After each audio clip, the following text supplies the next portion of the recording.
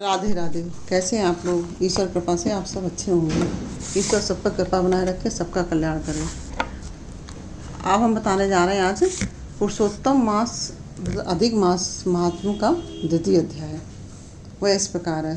सूत जी बोले, राजा परीक्षित के पूछने पर भगवान सुख द्वारा कथित परम पूर्ण प्रद श्रीमद् भागवत सुखदेव जी के प्रसाद से अनंत सुनकर अनंतर राजा का मोक्ष भी देखकर अब यहाँ यज्ञ करने की को उद्यत ब्राह्मणों को देखने के लिए मैं आया हूँ, और यहाँ यज्ञ की दीक्षा लिए हुए ब्राह्मणों का दर्शन कर मैं कृतार्थ हुआ। ऋषि बोले, हे साधो, अन्य विषयों की बातों को त्याग कर भगवान कृष्ण द्वैपायन के प्रसाद से उनके मुख से जो आपने सुना वही अपूर्व विषय है। सूत, आप हम लोगों से कहिए, हे महाभाग, संसार में जिससे परे कोई सार नहीं है, ऐसी मन को प्रसन्न करने वाली और जो सुधा से भी अधिकतर हितकर है, ऐसी पूर्ण कथा हम लोगों को सुनाइए। सूत जी बोले, विलोम, ब्राह्मण के चरु में क्षत्रिय का चरु मिल जाने से उत्पन्न होने पर भी मैं धन्य हूँ। जो श्रेष्ठ पुरुष भी आप लोग मुझसे पूछ रहे हैं, भगवान व्यास के मुख से जो मैंने सुना है वह यथा ज्ञान मैं कहता हूँ। एक समय नारद मुनि नर नारायण के आश्रम में गए, जो आश्रम बहुत से तपस्वियों, सिद्धों और देवताओं से भी युक्त है, और बैर, बहेड़ा, आंवला, बेल, आम, अमड़ा, कैथ, जामुन, कदम्ब आदि और भी अनेक वृक्षों से सुशोभित है।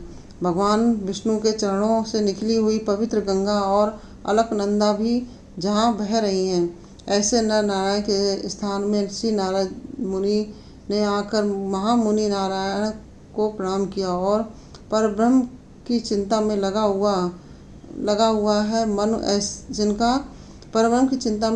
है मन जिनका ऐसे जितेंद्रिय काम, क्रोध आदि छयों शत्रुओं को जीते हुए निर्मल चमक रही है।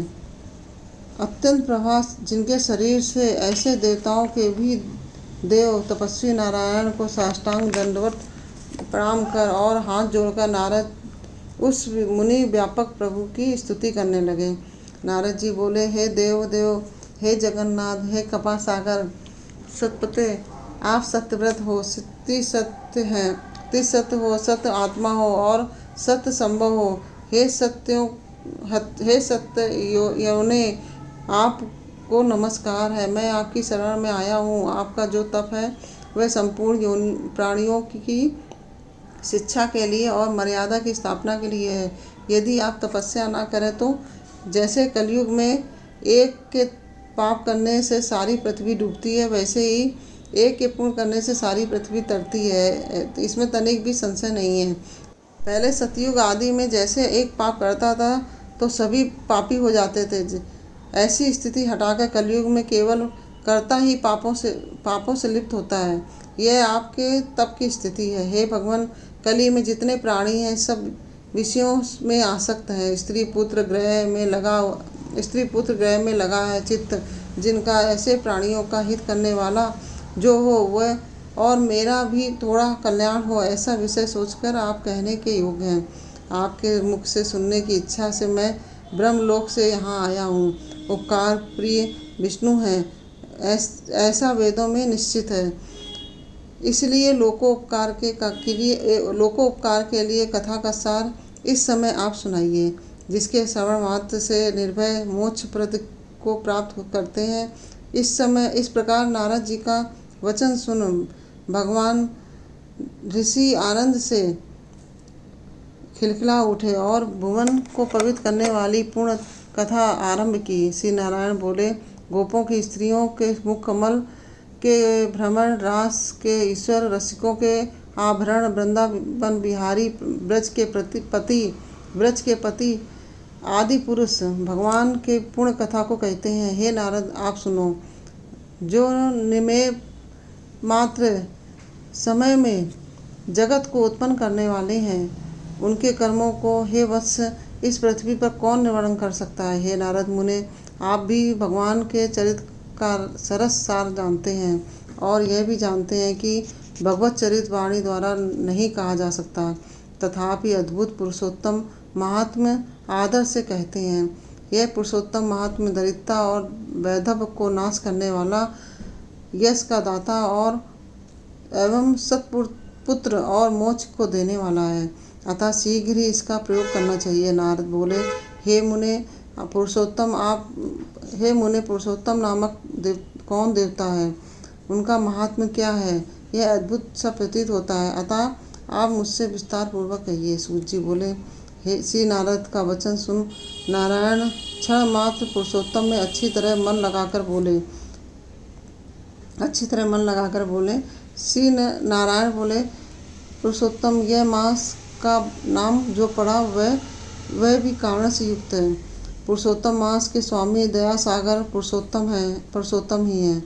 इसलिए ऋषिगण उसको पुरुषोत्तम मास कहते हैं। पुरुषोत्तम मास के व्रत करने से तो भगवान पुरुषोत्तम प्रसन्न होते हैं।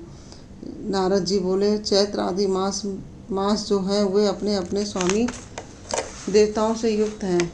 ऐसा मैंने सुना है, परंतु उनके बीच में पुरुषोत्तम नाम का मास नहीं सुना है। पुरुषोत्तम मास कौन है और पुरुषोत्तम मास के स्वामी कृपा के निधि पुरुषोत्तम कैसे हुए? हे कृपा निधि, आप मुझसे कहिए। इस मास का स्वरूप विधान के सहित हे प्रभु कहिए। हे सतपते, इस मास में क्या करना चाहिए, कैसे स्नान करना चाहिए, क्या दान करना चाहिए? इस मास का जप, पूजा, उपवास आदि क्या साधन है, कहिए। इस मास के विधान से कौन देवता प्रसन्न होते हैं और क्या फल देते हैं? इसके अतिरिक्त और जो भी तथ्य हो वह हे तपोधन कहिए। साधु दीनों के ऊपर कृपा करने वाले होते हैं। वे बिना पूछे कृपा करके सदुपदेश दिया करते हैं। इस पृथ्वी पर जो मनुष्य दूसरों के भाग्य के अनुवर्ती, दरिद्रता से पीड़ित, नित्य रोगी रहने वाले, पुत्र को चाहने वाले, जड़ गूंगे, ऊपर से अपने को बड़े धार्मिक दर्शाने वाले, विद्या विहीन, मलिन वस्त्रों को धारण करने वाले, नास्तिक, पर स्त्रीगामी, नीच, जर्जर, दासवृत्ति करने वाले, आशा जिनकी नष्ट हो गई है, संकल्प जिनके भग्न हो गए हैं, तत्व जिनके क्षीण हो गए हैं, कुरूपी, रोगी, कुष्ठी, टेढ़े मेढ़े अंग वाले, अंधे, इष्ट वियोगी, मित्र वियोग, स्त्री वियोग, आप्त पुरुष वियोग, माता पिता विहीन, शोक दुख आदि से सूख गए हैं, अंग जिसके